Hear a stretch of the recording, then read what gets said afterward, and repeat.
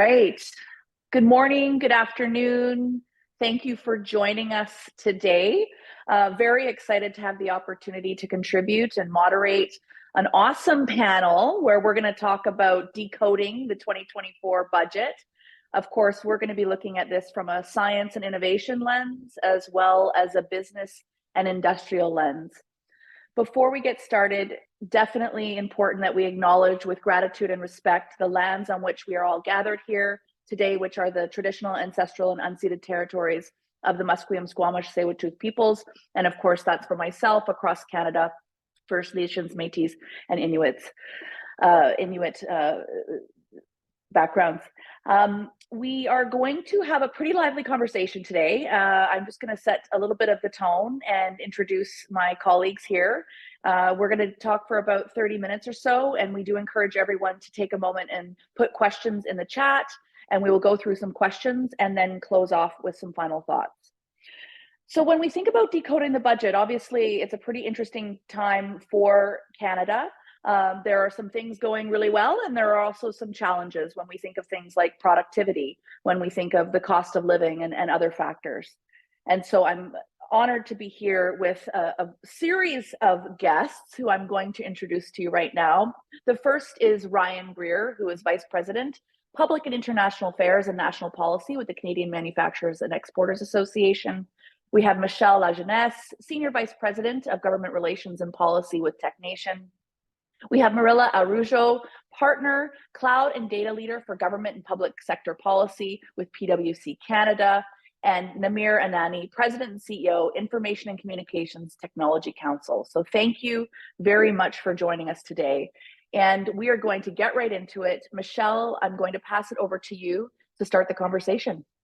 Thanks, Jeanette. And a sincere thanks to CSPC for having me today. I look forward to today's lively dialogue. It's nice to see some colleagues around the table that we've been in the association business or in the IT, business for a long time. So a little bit about our not-for-profit association, TechNation. We have served as the authoritative national voice of the $242 billion ICT industry for over 60 years. You may actually have known us in the past as the IT Association of Canada, ITAC. We represent over 200 tech companies, which include about 60% large tech and 40% micro, small, and medium businesses. It's interesting to note that more than 45,000 Canadian ICT firms create and supply goods and services that contribute to a more productive, competitive, and innovative society here in Canada. And the ICT sector generates more than 718,000 jobs and invests $10.3 billion annually in R&D, which is more than any other private sector performer. I just want to start, I guess, I want to say a couple of things just in terms of what David and Omer's analysis was, and I thank them for that. Lots of great details there and lots of great information. Dave kicked us off with the context for budget 2024, and we are in very different times. I mean, we call it in our tech industry very unprecedented times, and I don't mean that in a good way, unfortunately. But I think one of the key messages of the analysis is that Canada continues to go a different way than its fellow jurisdictions. And I know in our industry, it's really causing a lot of challenges. So if I just take, for example, the investments in AI compute, we know the government had made a pre-budget announcement regarding the investments it's going to make, about $2.4 billion in AI. But if I take France, they've committed to reinvest close to $17 billion into AI, and that includes AI compute. Canada has committed a mere $2.4 billion. And I say that respectfully in the sense that we know the compute power that is going to be required to run just AI is in the huge magnitude. So I think we got a lot of, we do have a lot of uphill climbing to do. And I think what you're going to hear from me today is just really how government and industry is going to have to come together. So I just want to take a couple of moments to talk to you a little bit about our reaction. We did a pre-budget submission, and we also did a reaction to budget 2024. And just some of the themes, we talked about driving digital forward and that we urge the government to expedite investments and technology adoption. So especially AI and Gen AI. Cloud, we're very, very far behind in cloud in this country, and try to prioritize becoming a truly digital government. We talk, and one of the things that we're very proud about is how much work we've been doing with government at the federal and the provincial level regarding modernizing public sector procurement. Because if we don't get the buying what we want right, we're really going to be falling further behind. So we call for streamlining of processes and increasing efficiency through the modernization of public sector procurement. And it also means leveraging digital technologies, improving transparency, and really diversifying the tech supplier database. We also wanted to talk about enhancing cybersecurity readiness and response. So TechNation really supports the introduction of the cybersecurity legislation via Bill C-26, but also recommends further investments in advanced technologies such as workforce training, international collaboration to bolster Canada's defenses and our response to cyber threats, which we're going to have to do together. On the comment of rural communities, we still need to see that broadband and connectivity for Canadian communities is expanded. We need to see 100% in this country. We advocate for high-speed broadband connectivity across Canada with a focus on rural, remote, and Indigenous communities. We also urge the government to expand and accelerate its funding for rural broadband infrastructure and to reinvest funds from the spectrum auction into the UBF, which is the Universal Broadband Fund, and other programs. Health is important to us, health tech, so we really do support the Pan-Canadian Health Data Strategy. We endorse the continued investment in the Pan-Canadian Health Data Strategy and the support for digital health organizations. The group we also stress the importance of interoperability. It's going to help serve us not just in health tech, but it will also help serve us as we look at data, as interoperability. As we learned from COVID-19, we haven't made enough progress there. Not only in our own jurisdictions, but across jurisdictions. Privacy and security, and creating a unified health data ecosystem that supports research and innovation and really, truly patient care in Canada. And I think the other thing that's really critical to our members, and I would say to us in Canada, is we have to address the policy status quo. It can't keep up. I mean, we've talked about how we are really going to have to adopt a new approach to policy. We warn that Canada cannot afford to continue with the policy status quo that has led us to really what is our productivity emergency. We urge the policymakers to be on board with the necessary changes that can boost productivity and living standards, and to collaborate and co-create a national digital strategy.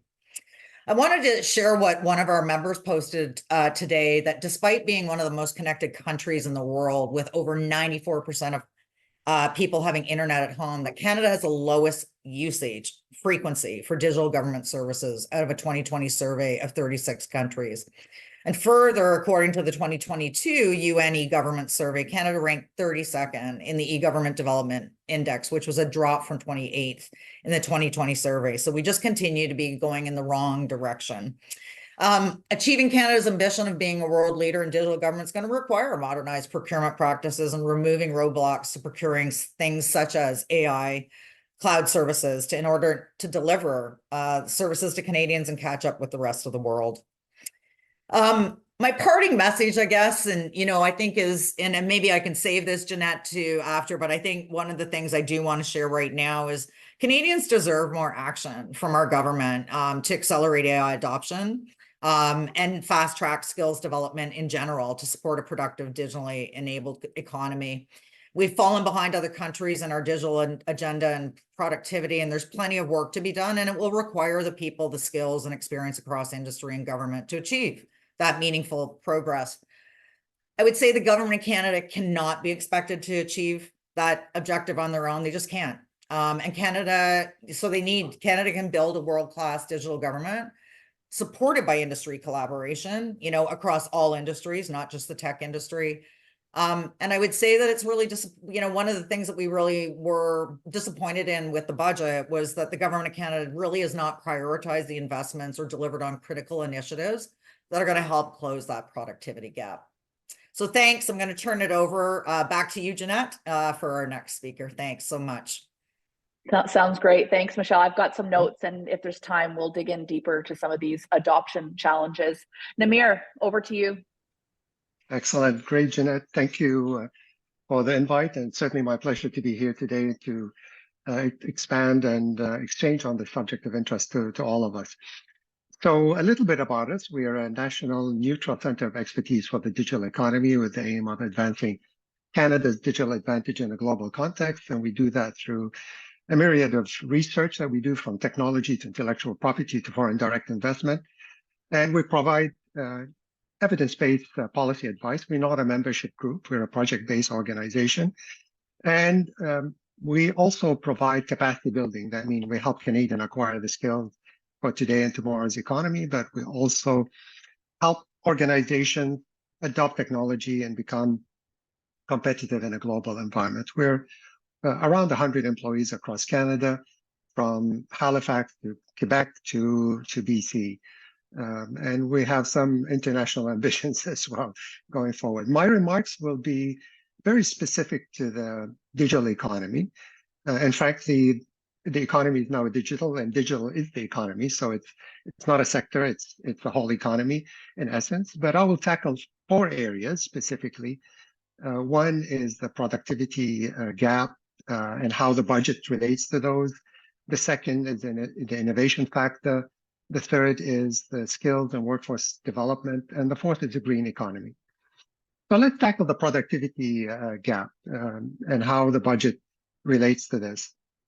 I think it's fair to say, and we've seen that in broad research around in Canada and abroad, that Canada lagged in productivity to the tune of about 70% in workforce and labor workforce compared to south of the border and other countries.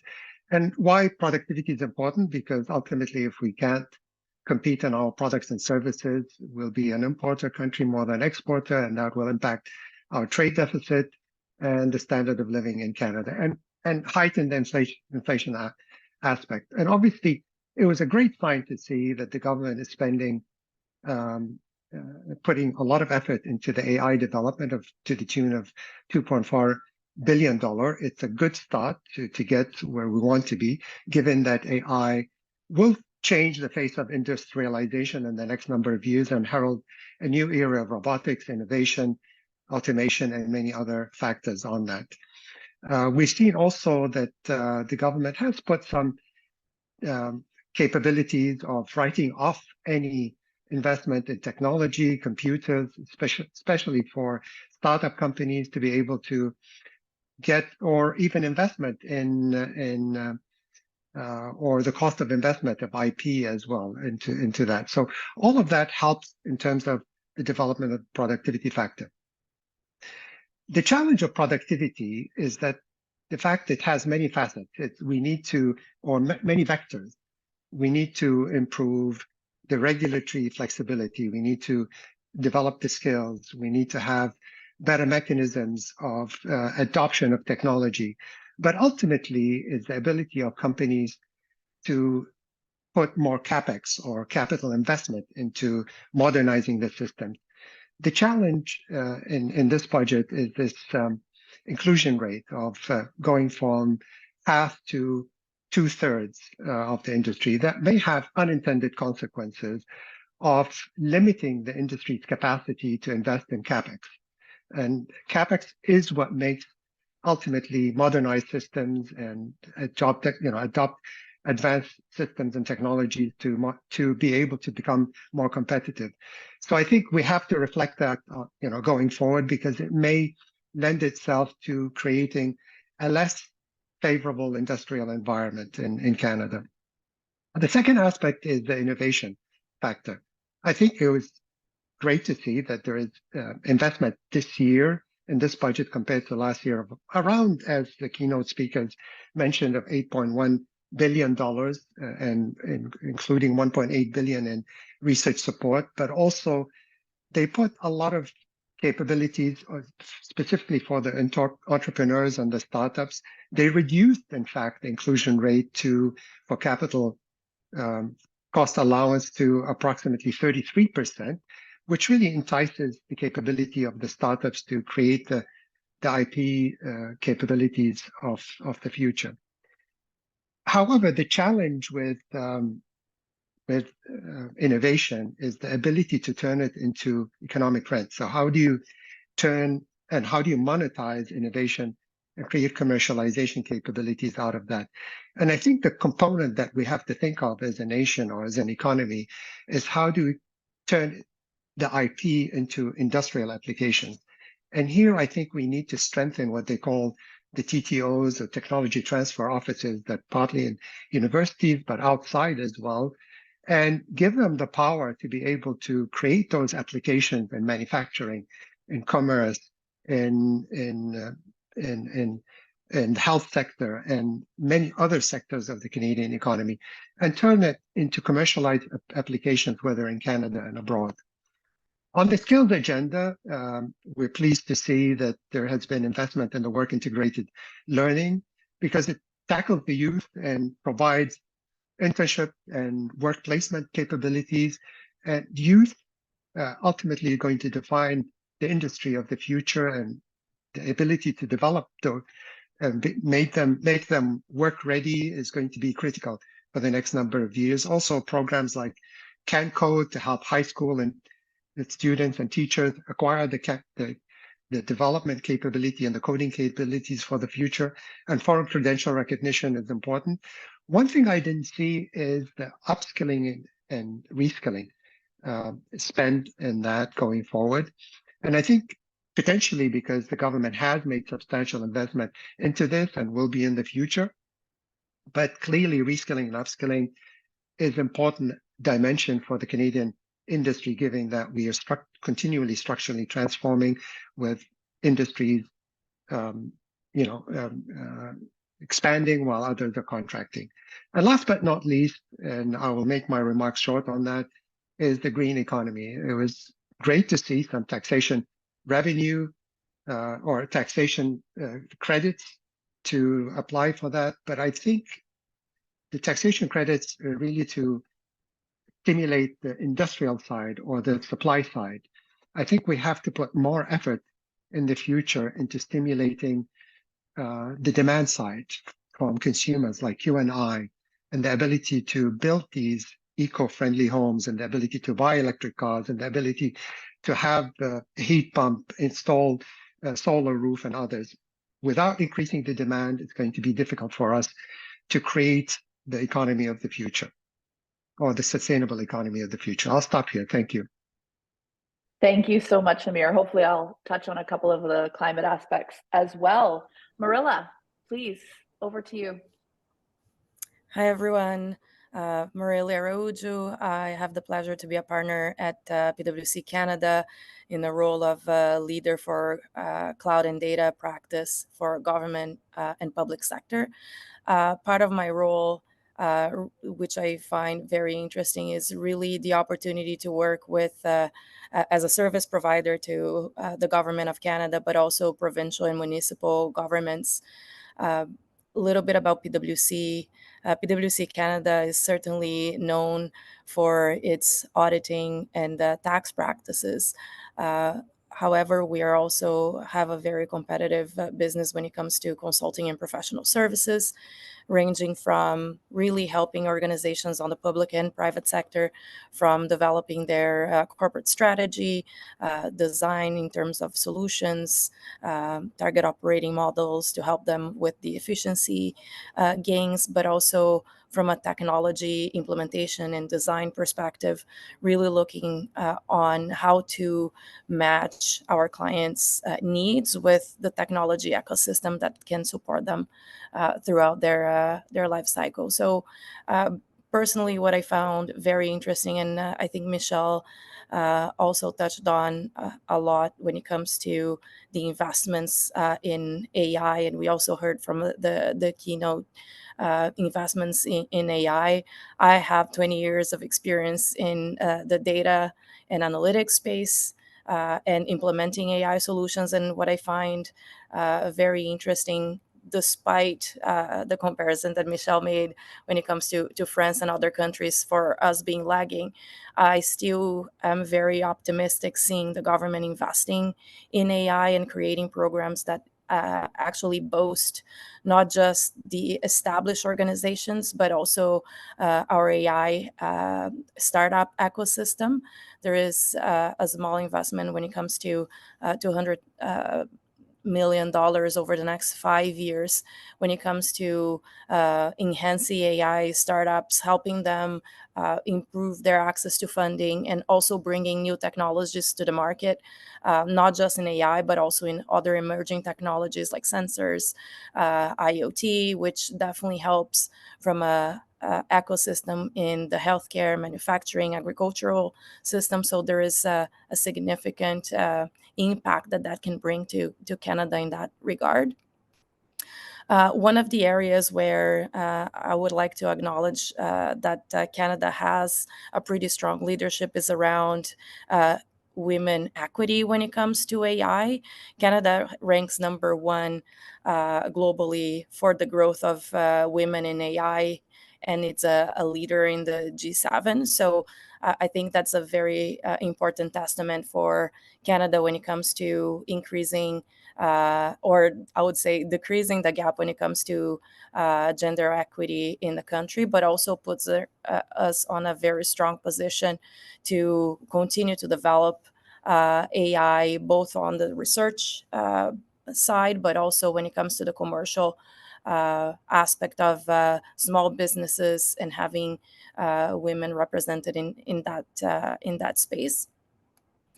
I think another emphasis that Michelle also touched on, and I completely agree, is the number one element for Canada to close the gap when it comes to adopting AI. It's also acknowledging the disruption that generative AI will bring to the workforce. Obviously, generative AI is already disrupting. It democratized a lot of use of AI, where before was really specific to people like had PhDs. It was very specific to data scientists. They were the main users of AI, and they were the ones driving the growth. Now with generative AI, I think that there is an element of lack of awareness from people in general about obviously not just the capabilities of ChatGPT, but also how that can be applied for business to help with productivity, to help with creative jobs, not as a complete replacement for the workforce, obviously, but as an enhancer of productivity for the entire workforce. So I think it's very important, and that's number one for me. And it's also reflect on the work that we have been doing lately as supporting our clients. It's really increasing the awareness of what AI and generative AI are. Focusing on upskilling the workforce to, one, identify opportunities to leverage generative AI responsibly as part of the work that each individual does, but also making people aware of what are the areas or what are additional elements of their roles that they should be focusing on, and leaving AI to solve those repetitive and tasks that nobody end up liking to do. So I think that there is a huge potential for Canada to really go ahead of the curve when it comes to upskilling. Obviously, there is a need for a lot more investment, but it's pretty optimistic to see all of those initial investments in the budget.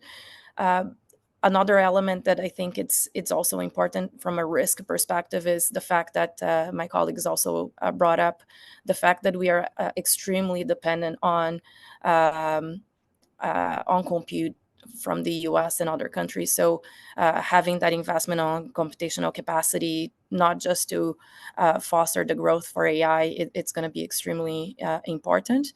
And last but not least, there is a huge impact on the value of data. So organizations historically have struggled with identifying opportunities to democratize data and monetize the value of the data that they have internally. And that's also true for government. As you think about the ecosystem, sharing information outside of the walls of government entities with their partners in the private sector, with their partners in outside of government, it's very important. And an element to that, it's really investing in the right technology, the right policies, and also the right procedures on how to share data safely. We've seen a lot of investment in the past for open government and how to make that available across the board. And I'm pretty optimistic that with this focus on increasing productivity and increase the usage of AI, obviously there is an important investment that needs to happen in modernizing policies for data governance, data sharing, and data quality across the board, not just for government, but also across the ecosystem. Thank you, thank you so much, Marilia. We're going to get right in here with Ryan. Ryan, over to you. Fantastic. Thank you, Jeanette, and thanks to CSPC for having me and CME here this afternoon. For those of you that don't know us, Canadian Manufacturers and Exporters are one of Canada's oldest and largest industry associations, representing Canadian manufacturers of all sizes from all different parts of the country, and certainly pleased to be participating in this breakdown of the federal budget. You'll in the couple of minutes of remarks I'll go through here, you'll see some overlap with what we've heard from some of my colleagues on the panel, although we're a little more focused on Canada's industrial economy for all the obvious reasons, which will shape some of our remarks. You know, given the extended pre-budget rollout by the government, it sure feels like the budget was a lot longer ago than 15 days ago, but we're still only 2 weeks out, which means us, like you, like our panelists, are still doing that second layer of budget analysis, because what's in the document is just the beginning, of course. How it will be implemented, when it will be spent, what the policy considerations that will go into it. And so you know, in many ways, although we're breaking down the budget, our work is just beginning in terms of trying to shape, influence, and interpret how these policy statements will come into action. And that's work that doesn't end. I'll allude to it here in a few minutes, but there are previous measures from past budgets and past economic statements that we are still focused on trying to get implemented and work on. So it's a never-ending cycle. For manufacturers, I think mixed bag would be a fair, if not touch generous descriptor of the budget. And I'll tell you why we think that. It's of no surprise or secret to anybody here that Canada is facing both a severe housing crisis and, as the Bank of Canada noted recently, an organization not prone to hyperbole, a productivity crisis. Going through the budget, both in substance and how the government has been communicating around it, it's pretty clear that they understand and are acting on the housing crisis. You know, you can put aside whether some of the actions on the housing front could or should have been taken sooner, or even that their impacts may not be felt until much later. But it's pretty hard to view this budget as not highly focused on trying to address the housing crisis that faces our country. On the productivity crisis, in our view, the budget simply does not have the same level of urgency. And in fact, it's unclear to me whether the government concurs with the Bank of Canada's assessment about whether Canada is facing any sort of productivity crisis. Now, the reason we say mixed bag is that, as some of my colleagues noted, there are some positive measures in the budget that will benefit manufacturers and respond directly to some of the asks that our organization and others have made of government. I won't go into them in too much detail because I know that's been covered by some others, including the excellent briefing that was delivered at the top of this symposium. But certainly the additional incremental new funding for the Scientific Research and Experimental Development Tax Credit. This is something CME has long advocated for and made the point recently to the federal government that if they actually want to improve the program, as they say they do, you can't do that without more companies accessing it, which means it's going to cost you more. And they recognize that in the budget, which is a positive thing. As others have talked about, there's AI funding. Certainly, one of the notes is to accelerate adoption in critical sectors, including manufacturing, something we've asked them for. The new electric vehicle supply chain tax credit, which is already planning to be put to good use, as we saw with Honda's exciting announcement just last week. as well as expanding the clean technology manufacturing tax credit to include critical mineral production, something we've been pushing strongly for as the policy implementation details around that tax credit have been developed. Notwithstanding these measures, in our view, the government has not sufficiently responded to the productivity crisis with enough urgency. And so I'll just sort of quickly outline a few reasons why. You don't need to be an economist or even spend any amount of time on Stats Canada's website to know that Canada has experienced a prolonged period of weak capital spending. And these low levels of investment is what is fairly directly leading to the low productivity that's facing us, and frankly, a big reason why Canada's manufacturing sector is failing to reach its potential. When we consider in this moment and over the last 18 to 24 months what has been driving investment in our sector, as well as what has been shaping North American and global investment and supply chains, which are all being reordered by the US Inflation Reduction Act, which has been hovering up manufacturing investment south of the border since August of 2022. We spent a great deal of time working with the government on its response to the IRA. And through previous budgets and economic statements, the government did create several investment tax credits, including the Clean Technology Investment Tax Credit and the Clean Technology Manufacturing Tax Credit. However, these and some of the other ITCs are still waiting for final legislation to pass, which has created ongoing uncertainty and delay for businesses and investors, certainly for our members, for manufacturers. And I would say that this lack of urgency can be found in the actual text of the budget itself. If you look through last year's budget, previous economic statements, they are littered with references to the Inflation Reduction Act for appropriate reasons, whereas the budget of 2 weeks ago doesn't reference the IRA a single time, which in our mind is a bit telling. I think it's also worth mentioning the increase to the capital gains tax inclusion rate, which we see as a very short-sighted measure. It will certainly impact many of our members of all sizes. We also think it frankly sends the wrong signals to domestic and international investors and entrepreneurs. If you tax something, you're going to get less of it. Businesses understand this. I think the government understands this. Heck, first-year economics and business students understand this. At this time, at this moment, decreasing capital investment is the last thing our economy needs, especially in light of our current investment productivity and growth woes. And then lastly, notwithstanding again that there are a number of positive, interesting, or potentially impactful measures, as I said, it all depends on when and how they're implemented and what the follow-through looks like.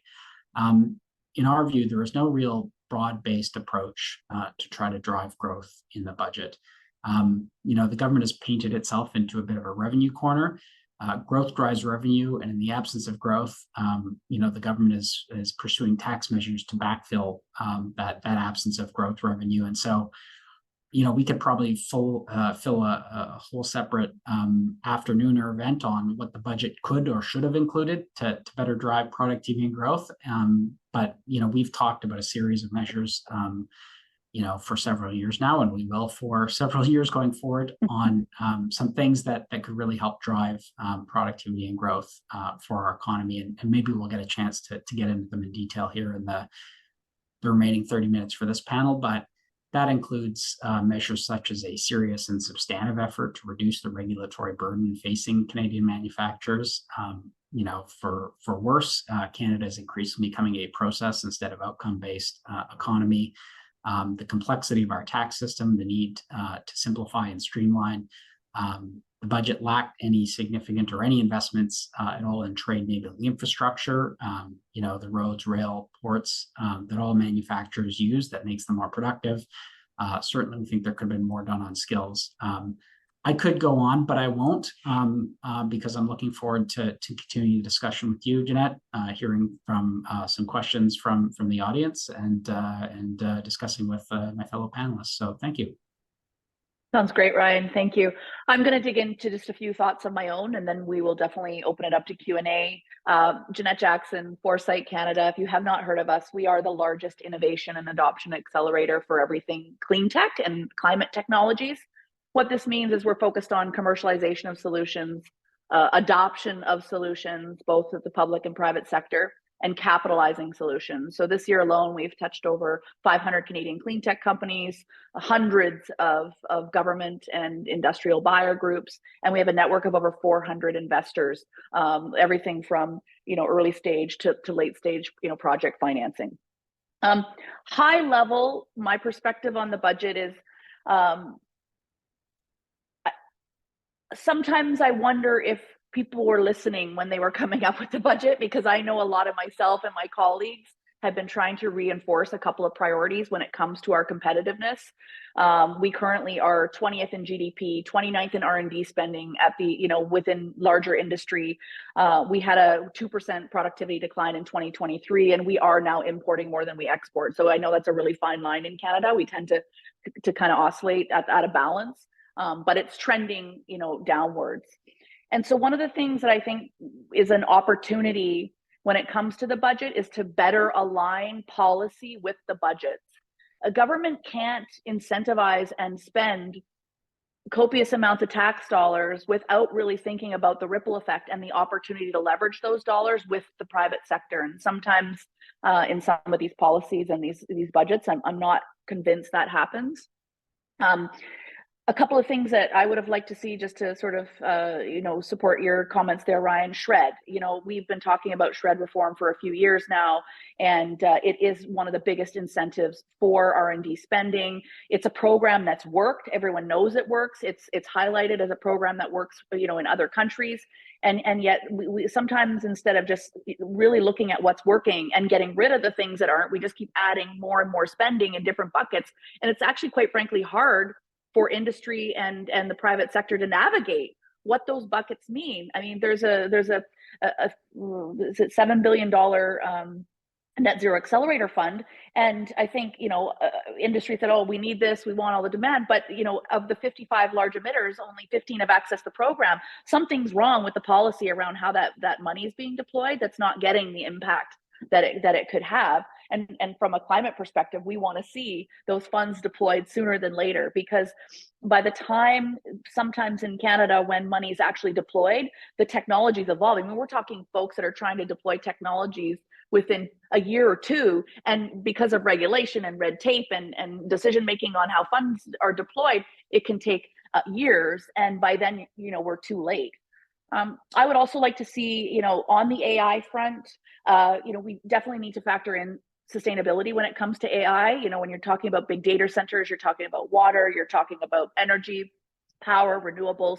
So let's make sure that that's embedded upfront in our AI commitments. And if that means we have to top up, similar to how we did with France, definitely want to see that.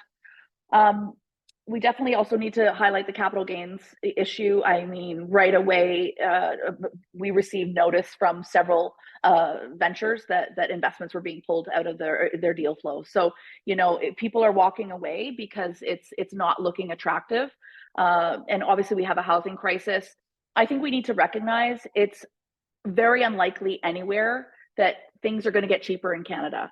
So instead of things like capital gains, I would have liked to perhaps, and I am not a policy expert here, but what dawns on me is that the only way we're going to improve the quality of life for Canadians is if salaries, increase and become more competitive. How do you incentivize and make it possible for tier 1 through tier 3 industry, the small mom and pop shops as well? I mean, this is a whole ecosystem we have to look at. What is going to make it possible for them to pay their people more? And what are the types of programs so that we don't have a bunch of incredible talent leaving the country, which is currently what's happening. The last couple of things I wanted to touch on, there are a lot of programs in a holding pattern from a clean tech perspective right now. STTC, it's a program that really inspired a lot of matching funds and investments from industry, collaboration across sectors to decarbonize, whether it's renewables, buildings. It was a really, great model. And so if they're not going to do it, we'd like clarity. The sector needs clarity. All right, either you're going to, bring that program back and properly fund it, or it's not coming back, and let's create that level of certainty that the market needs to make decisions on how we can invest and get cash flowing. And then just in terms of a couple of the comments that others, policy does drive investment. We have an adoption problem. It's actually archaic that we have technology companies that leave because they want to serve other markets, when if government procurement and other and industrial procurement were perhaps more incentivized in a different way, or they had capacity support to actually adopt these solutions. Even simple as getting a new passport is really complicated here in Canada. And yet in the UK, you take a picture and there's AI that automates and validates. These things just aren't happening. And so I don't necessarily know if it's a budget thing. I think it's definitely related to the policy that's tied to the budget. And we just have to decide, are we in it to adopt innovation and keep build on the traditions that we've had as Canada being recognized as a hyper science innovation economy, or are we going to keep falling behind? So those are my just Cole's notes on some things that I've captured here. We are going to definitely open it up to questions and conversation now. We have 20 minutes left. We also have a demographic poll that Kira will be putting in the chat here. So please do respond to that poll. It helps us make sure that we're marketing these types of conversations as broadly across Canada as we can. And we'll then open it up to Q&A. And if we don't have Q&A, I'd love to discuss some of the adoption opportunities to inspire the flow of capital and the scaling of companies and getting private capital more situated with our public investments than what we're seeing today. I'm doing my poll here. Okay. So let's open it up to Q&A. I'm not sure, maybe Michelle, you talked a little bit about public procurement and adoption. Do you want to sort of share some more commentary on that?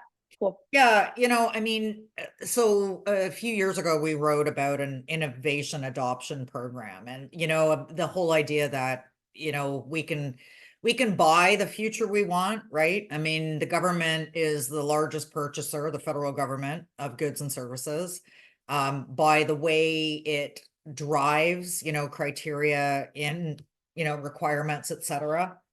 It can do that. It can do that from a supplier diversity, et cetera, but it's got to get it right. And I think that is where I would say, a lot of the criticism the government faces most of the time is how it implements or executes on. And when we've seen, this isn't new money. I mean, that's what I was listening to Dave and Omar talk about. And a lot of the money that's been promised hasn't really been, look at CDAP, $4 billion program that was canceled, right? And I think government's got to come together with industry, who's got the networks. Like if I take, one of the things that we did recently with the federal government was work with them on agile procurement and a pilot called Scale Up, which was really targeting underrepresented groups and small micro businesses. And our members, just as my colleagues here, whether it's PwC through their partner networks, or CME or ICTC through partner,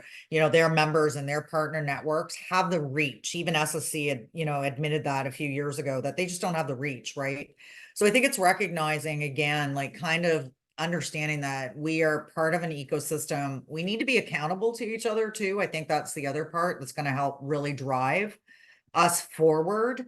We can't do it alone. I am, alluded to that in the dialogue, but this government's never going to be able, this whole idea that you've been seeing, around ArriveCAN and everything. Look, I mean, whether we get it right or we get it wrong, we need to fail fast and move forward. But we've got to look at the ecosystem that, if I take professional services, you've got the government employees, you've got independent contractors, and you've got management consultants. Working together as an effective, accountable ecosystem is how we're going to get this done, right? And so I think when it comes to, adoption, no way any government can stay ahead of how fast technology is moving. So I think that's number one. Knowing it's almost like I have always looked at government, and I started my career in government, in the 90s, and I've always looked at government as being about service delivery to citizens and businesses. That's their mandate. That's what you're bloody good at. Stick to that. Industry knows what it's really good at. And so we come together, right? And we really can drive things forward. If we don't get over ourselves, and I don't like throwing my tech industry members into that, because I really don't think that for the most part, they don't want to move forward, but we're all part of the problem right now, right? And instead of being part of the solution. So I think that's important. I think procurement, again, like the buying. So I'll give you another example, the Indigenous target that the federal government has set. And great, again, set the target, invest the money, but the execution is not realizing the outcomes the government set out to do. So it's essentially, just to give an example so everybody understands what I mean, if it's a 5% target, what's happening, unfortunately, is almost like what we've seen in ArriveCan is we're seeing a pass through. So a company's coming forward that doesn't have Indigenous people, but it can bring in smaller businesses that do, because those smaller businesses can't meet the unfortunate criteria, experience, etc. So we are talking to government right now to go, look, we love the Indigenous target. That's exactly the direction you need to go in, the same with LGBTQ plus certified companies, women-led, women-owned, etc. But you got to work with industry to get the right implementation or execution to realize that appropriate outcome. So I think I just go back to collaboration and co-creation, and I think the sooner we get to that, our jurisdictions, Australia, UK, they're all doing it. Procurement is working with their industries. They're not doing it alone. They're not going it alone. And that way you're sharing in the risk and the accountability. And I think that's also going to be really important for driving adoption forward.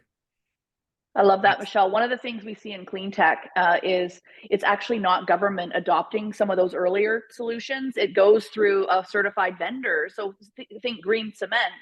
It's Lafarge and Lehigh that are adopting 10 solutions and embedding it and providing a product, and then go to government. But even then, there's some interesting, I don't know if it's risk or it's accountability, but something is creating a barrier. Same price, same performance, 40% of the market in Canada for green cement, and we don't have government buying it. And it's like that would transform our supply chain. It would have an incredible ripple effect, and it would, position Canada as a global leader in that space. So we could only get media on our side to tell the good stories as opposed to all the bad. I think we'd be further ahead too. Thanks. Namir and Marilia, I'd love to get this question over to you. It's from in the chat here. Do you think that government is investing enough in data access, analysis, and research for policy decisions? And then I'll break that up and give Ryan the second piece. Yeah, maybe before I tackle this one, let me talk about the adoption side. So I do agree that government procurement is important in that space, but I think we have to reflect further in terms of when we attract foreign direct investment, specifically quality foreign direct investment, how can they invest in the local ecosystem in Canada in driving some of the capabilities, whether it's, entrepreneurs are developing battery systems or others, because then we open up markets for them going forward. So adoption is not related to only government, but also to how do we framework the attraction of that investment. On the question, are we sufficiently using data to drive the right intelligence in terms of how do we structure our economy forward? I think there are trickle effect that it's happening on that. But I would go back to the keynote speech that was done, and some of the work and the opinion editorials that I've done in the past.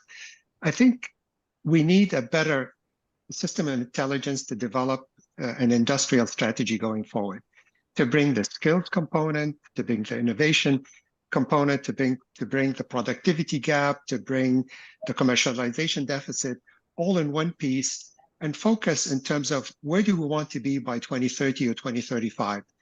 And that is important because it will provide a roadmap, but also a blueprint for foreign investments to say, this is what Canada wants to excel in and what its industry is going to be.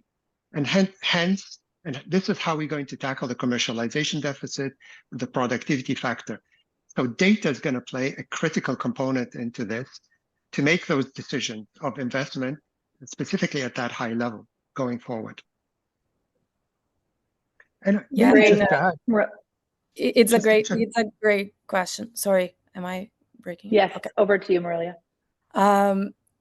If it's investing enough in data access, first of all, for specifically around policy decisions, I think it's hard to gauge if this is enough. Definitely, the outcome doesn't look like it. I think that there is a lack of understanding of the actual complexity of getting access to data means with even within departments, but again more broadly, there is a lot of silos to be broken. There is a lot of cultural aspects that prevent data sharing, which, if you think about it, it's as much of a business and a cultural challenge than it is a technical one. Even before you reach the technology challenge that access today, it's controlled by application basis. It's very rare that you see government organizations having a data-driven access strategy at all, right? So I think that there is an element there of complexity that it's typically underestimated. And to be frank, investing in data access also requires investment in data quality. And often we mistakenly see data quality being represented as a technical exercise and not as much as a business context and having that quality in terms of what you're going to use that data for. The strategy, what's the use of the data?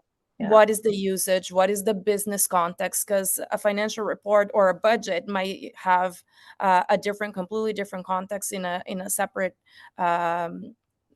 environment. So it's all about bringing that business context to data. And I'll close by saying data access is not a single investment. It's not a once and done. Data quality is not a once and done. There is a lot of fear of sharing data if you don't think that the quality is optimal. And I have never seen an organization that claims that their data is it's perfect for everything, because again, it also depends on the context that you are using it for. So bringing data access to everyone or within an ecosystem, there is a lot to be done. It's a very hard business case for government to justify, because again, it can, if it's just a technical exercise, we're going to be missing the point. It's all about what is the value that data will bring for the country, for the ecosystem, for specific sectors, and start there. It needs to be data access, in my view, needs to be tackled from, especially in a policy perspective, as the question is asking. It needs to be taken from an outcome perspective and then work back, because otherwise investments will keep being made without a significant impact on the outcome. Yeah. And maybe we're not putting enough towards that problem either. Like, instead of it being this incremental, a million here, a million there, like, that's not going to set the tone, right? And you need to compensate the people you're pulling the data from. Like, even for an organization like ours, you know, it's like, okay, what's happening in clean tech? We don't mind sharing that data, but it'd be nice, you know, we have, and others rely on us. And it's like, there's a huge reliance on associations and not-for-profits to feed this system right now. And if you think about it, it's very hard to track or to measure the value of data, right? It has been for a long time. So I think more and more, it's not gonna be an optional investment anymore. It's gonna be imperative for Canada to take the leadership position that it deserves in the global space. But it's also gonna be, from a policy perspective, if we don't adjust that agility and productivity, it's never gonna catch up. Ryan, from a manufacturing perspective, when you think about the budget, when you think about policy, where do you think Canada needs to invest in order to catch up to some of the global, competing interests? Yeah, a couple of things.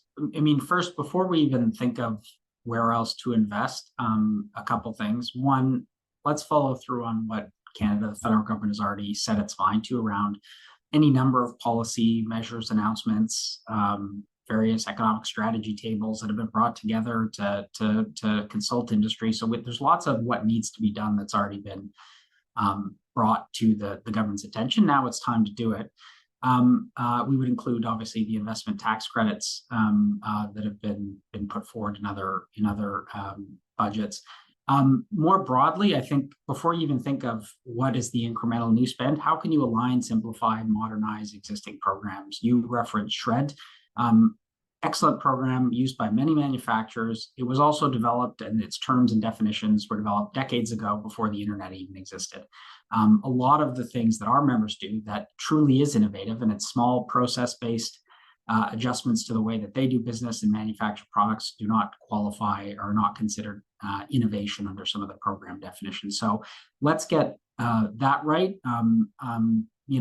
For many entrepreneurs, for many of our members who maybe at one time or one point in time access a government program that is maybe specifically designed to help businesses like ours, they'll tell us that was excellent. We're pleased we had access to it, and we would never do it again if we were given the choice, because the compliance, the complexity, the red tape is all so great that it the cost benefit isn't actually as high as I think they or we would like it to be. And then more broadly, I mean, there only is so much that the government itself can help move the needle on these things on the spending side, but on the enabling environment, on making private and business investment capital come to Canada, simplifying the environment in which we do business in this country. I think it's especially on the regulatory side, it is becoming so complex to navigate from all different levels of government, the ability to invest in your people, in your business, that there really needs to be a serious and sustained effort to try to reduce this.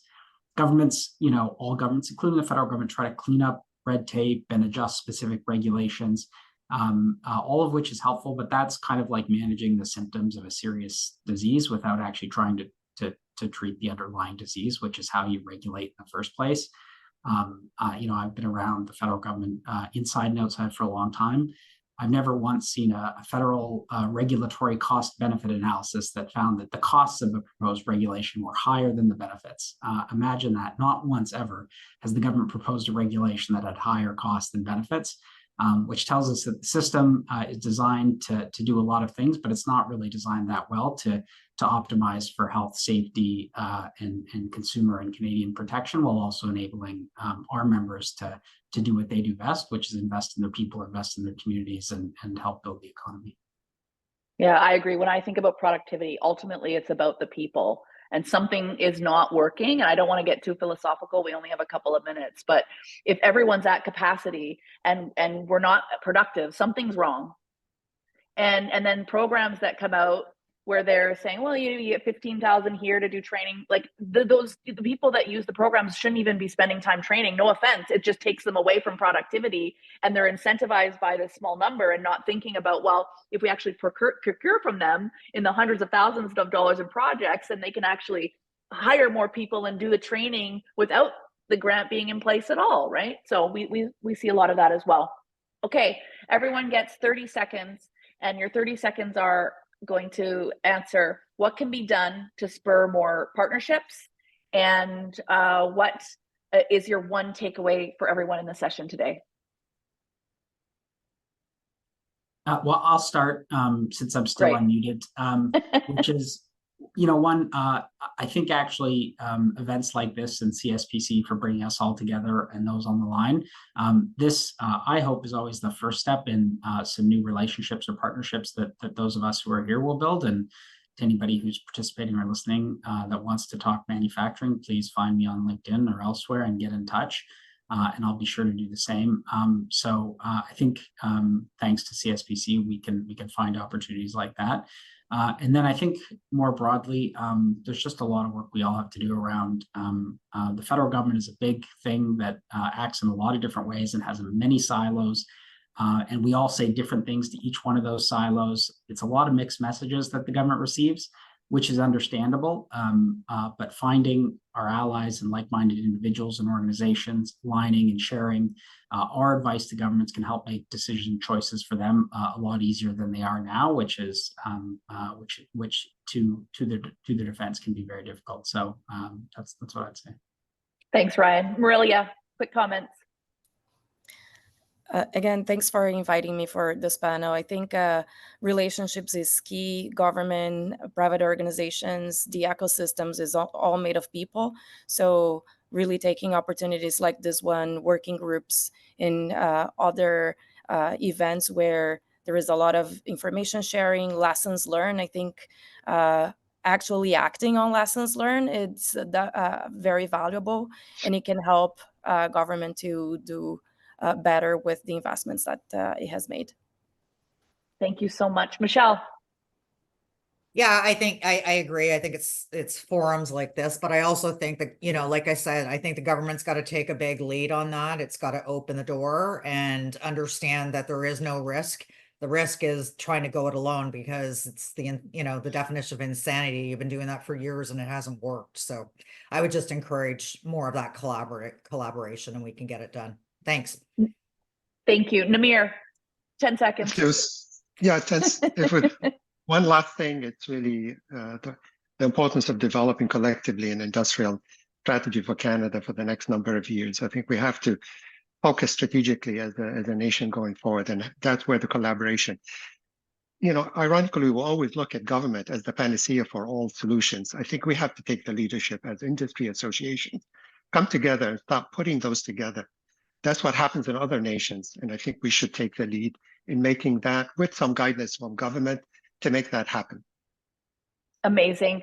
Thank you, CSPC, for having us. Thank you, everyone, for listening. Next session is at 2:45. Respond to the poll if you can, and hopefully we'll see you again soon. Cheers.